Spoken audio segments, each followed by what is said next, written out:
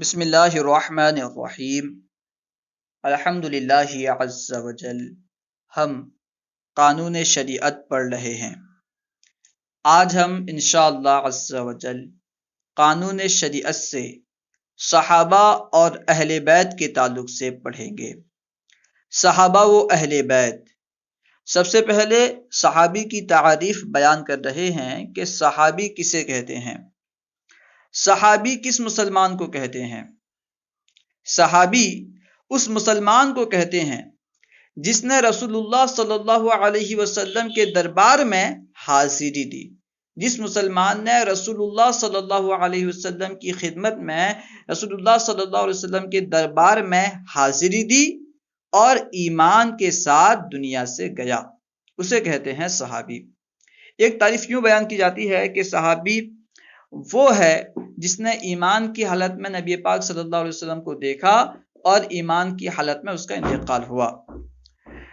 تو یہ تعریف تو درست ہے، لیکن اس میں تھوڑی سی بات یہ ہے کہ اگر ہم یہ لفظ استعمال کریں کہ صحابی وہ ہے جس نے ایمان کی حالت میں نبی پاک کو دیکھا، کیونکہ کچھ صحابی ایسے تھے جو بظاہر آنکھ سے محروم تھے، ٹھیک ہے، تو ان پر جو ہے نا صحابی کی تعریف صادق نہیں آئے گی۔ یعنی کچھ صحابی ایسے تھے جو نابینا تھے بظاہر، ٹھیک ہے، تو اگر ہم یہ کہیں صحابی وہ ہے جس نے نبی پاک صلی اللہ علیہ وسلم کو ایمان کی حالت میں دیکھا، تو جو صحابی نہ دیکھ پائے، دیکھنے سے محروم رہے بظاہر، تو ان پر جو ہے صحابی کی تعریف صادق نہیں آئے گی۔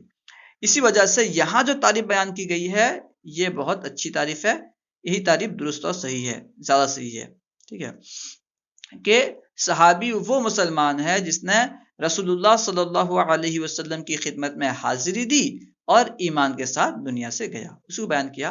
صحابی اس مسلمان کو کہتے ہیں جس نے رسول اللہ صلی اللہ علیہ وسلم کے دربار یعنی خدمت میں حاضری دی اور ایمان کے ساتھ دنیا سے گیا۔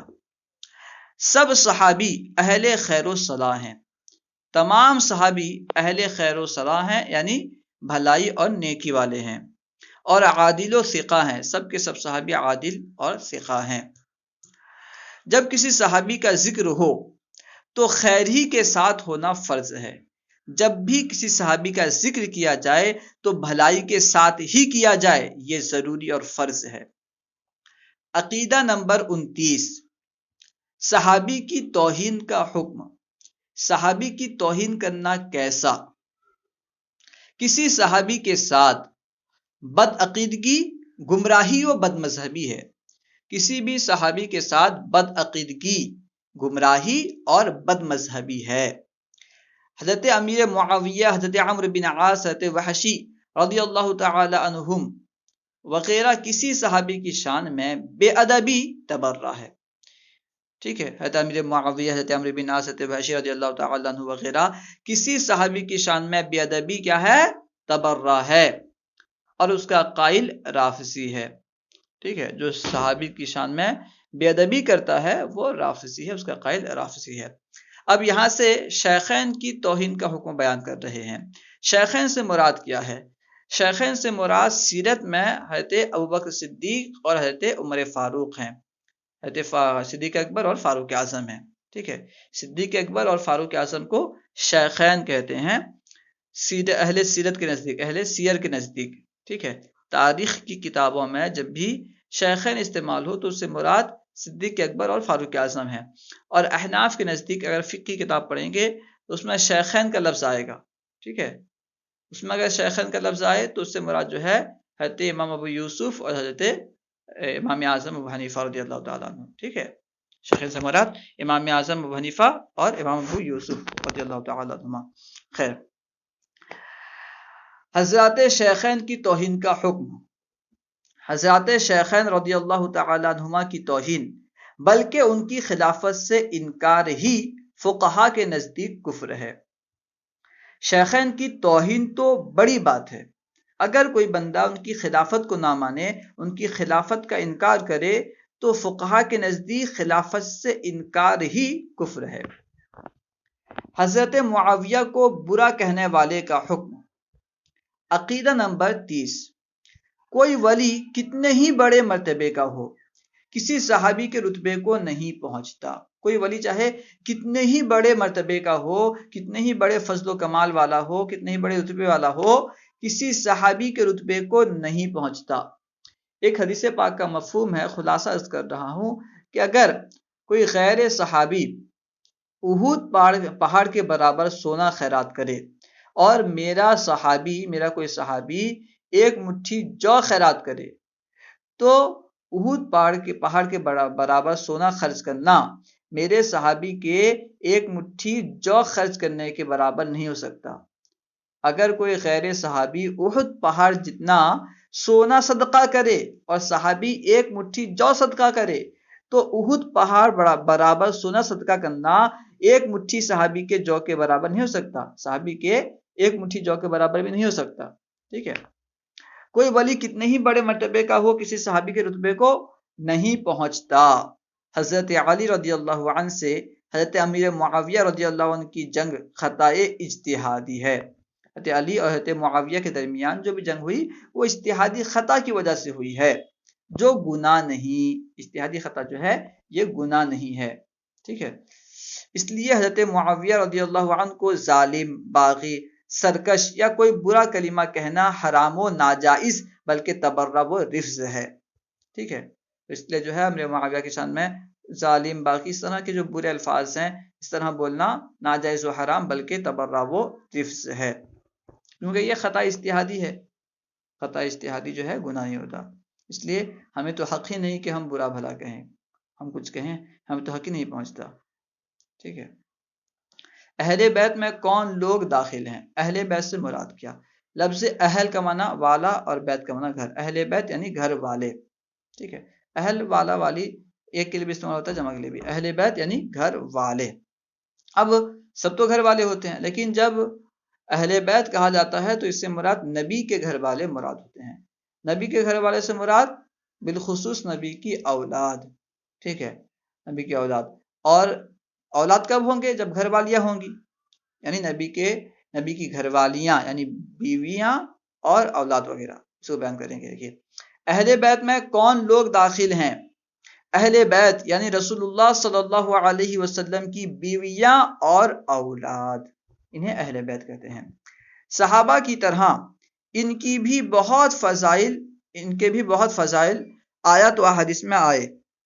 جس طرح آیات اور احادیث میں صحابہ کے بے شمار فضائل آئے ہیں، اسی طرح آیات اور احادیث میں اہل بیت کے بھی بے شمار فضائل آئے ہیں۔ وہ بیان کر رہے ہیں صحابہ کی طرح ان کے بھی بہت فضائل آیات و احادیث میں آئے۔ صحابہ و اہل بیت کی محبت رسول اللہ صلی اللہ علیہ وسلم کی محبت ہے۔ ٹھیک ہے، صحابہ کی محبت اور اہل بیت کی محبت گویا کہ رسول اللہ صلی اللہ علیہ وسلم کی محبت ہے، اور رسول اللہ صلی اللہ علیہ وسلم کی محبت گویا کہ اللہ کی محبت ہے۔ تو اس لیے ہمیں صحابہ سے بھی محبت کرنی چاہیے اور اہل بیت سے بھی محبت کرنی چاہیے۔ کچھ لوگ ہیں جو صرف صحابہ سے محبت کرتے ہیں، اہل بیت کو نہیں مانتے، اہل بیت سے محبت نہیں کرتے، ان کے بارے میں برا بھلا کہتے ہیں، اور کچھ لوگ ہیں جو صرف اہل بیت سے محبت کرتے ہیں اور صحابہ کے بارے میں برا بھلا کہتے ہیں۔ ہمیں جو ہے سب سے محبت کرنی ہے۔ ٹھیک ہے، عقیدہ نمبر 31، ام المؤمنین صدیقہ رضی اللہ عنہا کو عیب لگانے والے کا حکم۔ اگر کوئی بندہ حضرت عائشہ صدیقہ رضی اللہ تعالی عنہ کو عیب لگائے تو اس کا کیا حکم ہے؟ ام المؤمنین حضرت عائشہ صدیقہ رضی اللہ تعالی عنہا کو عفق کی تہمت لگانے والا قطعاً یقیناً کافر مرتد ہے۔ اگر کوئی بندہ حضرت عائشہ رضی اللہ تعالی عنہ کی شان میں گستاخی کرتا ہے، توہین کرتا ہے، جھوٹی تہمت لگاتا ہے، عفق کی تہمت لگاتا ہے، تو وہ قطعاً یقیناً کافر و مرتد ہے۔ ام المؤمنین حضرت عائشہ صدیقہ رضی اللہ تعالی عنہ کو عفق کی تہمت لگانے والا قطعاً یقیناً کافر مرتد ہے۔ عقیدہ نمبر 32، حضرات حسنین رضی اللہ تعالی عنہما اعلیٰ درجہ کے شہداء ہیں۔ حسنین سے مراد حضرت امام حسن اور حضرت امام حسین دونوں ہیں۔ ٹھیک ہے، حسنین یعنی حضرت امام حسن اور حضرت امام حسین۔ حضرت امام حسین کی شہادت تو مشہور ہے، معروف ہے، لیکن حضرت امام حسن بھی شہید ہیں۔ ٹھیک ہے، حضرت حسنین رضی اللہ تعالیٰ عنہما اعلیٰ درجہ کے شہداء میں سے ہیں۔ ان میں سے کسی کی شہادت کا منکر گمراہ بددین ہے۔ اگر کوئی بندہ ان میں سے یعنی حسنین کریمین کی شہادت میں سے حسن کریمین میں سے کسی ایک کی شہادت کا انکار کرے تو وہ گمراہ ہے، ٹھیک ہے۔ عام طور پر بہت سارے لوگ ایسے ہیں جو امام حسن کو شہید نہیں مانتے، بہت سارے لوگ اس طرح پائے جاتے ہیں، لیکن دونوں جو ہیں اعلیٰ درجے کے شہداء میں سے ہیں، حضرت امام حسن اور حضرت امام حسین۔ حضرات حسنین رضی اللہ تعالیٰ عنہما اعلیٰ درجہ کے شہداء میں سے ہیں، ان میں سے کسی کی شہادت کا منکر گمراہ بددین ہے۔ عقیدہ نمبر 33، حضرت امام حسین رضی اللہ تعالیٰ عنہ کو باغی کہنے والے کا حکم۔ اگر کوئی بندہ امام حسین رضی اللہ تعالیٰ عنہ کو باغی کہے تو اس کا کیا حکم ہے؟ حضرت امام حسین رضی اللہ تعالیٰ عنہ کو باغی کہنے والے کا حکم، جو حضرت امام حسین رضی اللہ تعالیٰ عنہ کو باغی کہے یا یزید کو حق پر بتائے وہ مردود خارجی مستحق جہنم ہے۔ اگر کوئی بندہ امام حسین کو باغی کہتا ہے، یزید کو حق پر کہتا ہے تو وہ مردود ہے، خارجی ہے اور جہنم کا مستحق ہے۔ جو حضرت امام حسین رضی اللہ عنہ کو باغی کہے یا یزید کو حق پر بتائے وہ مردود خارجی مستحق جہنم ہے۔ یہاں سے یزید کا حکم بیان کر رہے ہیں۔ یزید کو کافر مانے نہ مانے اس کے بارے میں کیا حکم ہے؟ یزید کا حکم، یزید کے ناحق ہونے میں کیا شبہ ہے؟ یعنی یزید کے حق پر نہ ہونے میں، یزید کے حق پر نہ ہونے میں کیا شبہ ہے؟ کوئی شبہ نہیں، یزید حق پر نہیں تھا، اس پر کوئی شبہ نہیں۔ البتہ یزید کو کافر نہ کہیں اور نہ مسلمان کہیں، یزید کو نہ تو کافر کہنا ہے اور نہ ہی مسلمان کہنا ہے، بلکہ سکوت کریں یعنی خاموشی اختیار کریں۔ یزید کے بارے میں کچھ نہیں کہنا ہے، نہ ہی کافر کہنا ہے نہ ہی مسلمان کہنا ہے۔ عقیدہ نمبر 34، اختلافات صحابہ کا حکم۔ صحابہ کے درمیان جو اختلافات ہوئے اس کا کیا حکم ہے؟ اس کے بارے میں ہم زبان درازی کر سکتے ہیں نہیں کر سکتے ہیں؟ خیر، جو صحابہ وہ اہل بیت سے محبت نہ رکھے وہ گمراہ، وہ بد مذہب ہے۔ جو بندہ صحابہ اور اہل بیت سے محبت نہیں کرتا، وہ صرف سوچتا ہے میں اللہ سے محبت کرتا ہوں، ڈائریکٹ اللہ تک پہنچ جاؤں گا، وہ گمراہ بد مذہب ہے۔ جو صحابہ و اہل بیت سے محبت نہ رکھے وہ گمراہ بد مذہب ہے۔ مسئلہ نمبر 1، صحابہ کرام رضی اللہ عنہم میں آپس میں جو واقعات ہوئے ان میں پڑھنا حرام و سخت حرام ہے۔ صحابہ کرام کے درمیان آپس میں جو بھی واقعات ہوئے، جو بھی جنگ وغیرہ ہوئیں، اس میں پڑھنا حرام سخت حرام ہے۔ مثلا صحابہ کرام رضی اللہ عنہم میں آپس میں جو واقعات ہوئے ان میں پڑھنا حرام و سخت حرام ہے۔ ان کی لغزشات پر گرفت کرنا یا ان کی وجہ سے ان پر طعن یا ان سے بداعتقادی ناجائز، وہ اللہ و رسول صلی اللہ علیہ وسلم کے خلاف ہے، ٹھیک ہے۔ صحابہ کے درمیان جو بھی اختلافات ہوئے، جو بھی واقعات رونما ہوئے، ٹھیک ہے، ان میں پڑھنا حرام اور سخت حرام ہے، اور ان کی لغزشات پر گرفت کرنا کہ یہاں پہ انہوں نے غلطی کی تھی، انہوں نے غلطی کی تھی، اس طرح کہنا اور ان پر لعن طعن کرنا، اس وجہ سے ان سے بد اعتقادی اختیار کرنا ناجائز و حرام ہے، اور یہ اللہ و رسول کے خلاف ہے۔ صحابہ کرام رضی اللہ عنہم میں آپس میں جو واقعات ہوئے ان میں پڑھنا حرام و سخت حرام ہے۔ ان کی لغزشات پر گرفت کرنا یا ان کی وجہ سے ان پر طعن یا ان سے بد اعتقادی ناجائز، وہ اللہ و رسول صلی اللہ تعالی علیہ وسلم کے خلاف ہے۔ اللہ و رسولہ اعلم۔ انشاءاللہ عز و جل دوسری ویڈیو میں ولایت کا بیان پڑھیں گے۔ السلام علیکم ورحمۃ اللہ وبرکاتہ۔